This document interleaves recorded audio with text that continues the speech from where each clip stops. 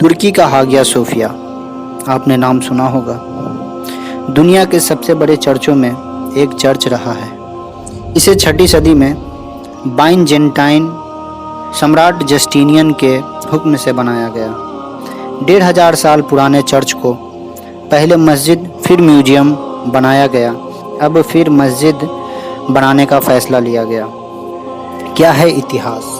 گنبد والی ایتہاسک عمارت استنبول میں باسفورس ندی کے پشچمی کنارے پر ہے۔ باسفورس ندی وہی ندی ہے جو ایشیا اور یورپ کی سیماؤں کو طے کرتی ہے۔ پرنس جسٹینین نے سن 532 میں ایک بڑا چرچ بنانے کا فیصلہ کیا تھا۔ ان دنوں استنبول کو قسطنطنیہ کے نام سے جانا جاتا تھا۔ یہ بائنجنٹائن سامراجیہ کی راجدھانی تھی، جسے پورب کا رومن شاسک بھی کہا جاتا تھا۔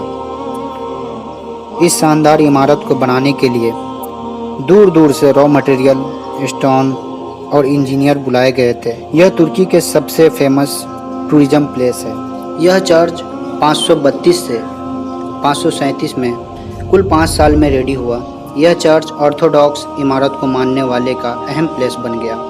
پرنس بائنجنٹائن کی طاقت کے لیے یہ عمارت لوہا ثابت ہوا۔ اسی چرچ سے اہم فیصلے ہوتے رہے۔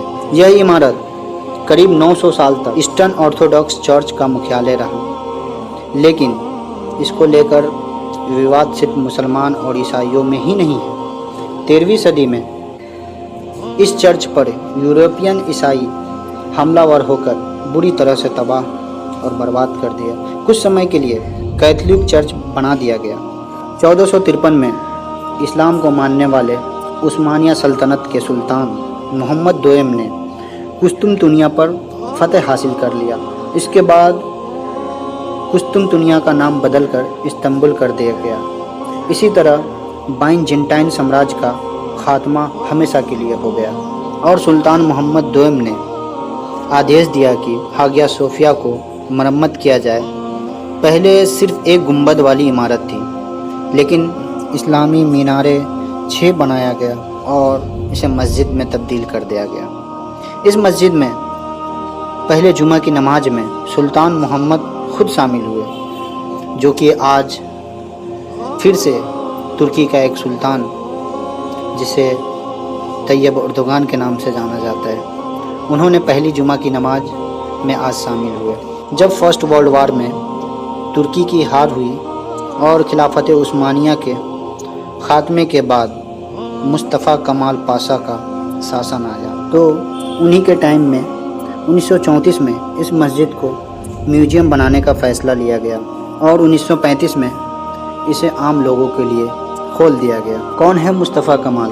انہیں ماڈرن ترکی کا فاؤنڈر بھی کہا جاتا ہے، جو ترکی کو سیکولر بنایا۔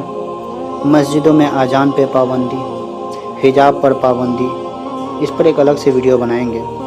ترکی میں 1934 میں بنے قانون کے خلاف لگاتار پردرشن ہوتے رہے ہیں، جس کے تحت ہاگیا صوفیہ میں مسجد میں نماز پڑھنے یا اذان دینے پر پابندی ہے۔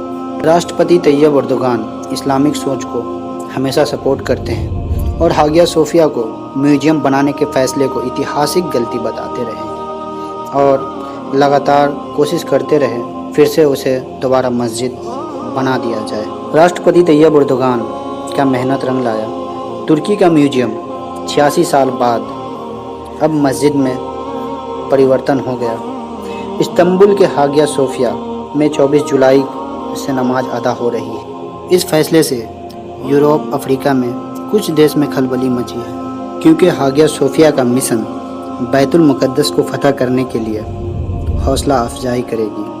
اگر آپ کو میرا ویڈیو پسند آیا تو سبسکرائب کریں، شیئر کریں اور اپنا خیال رکھیں، اور میرے چینل کا بھی۔ اللہ حافظ۔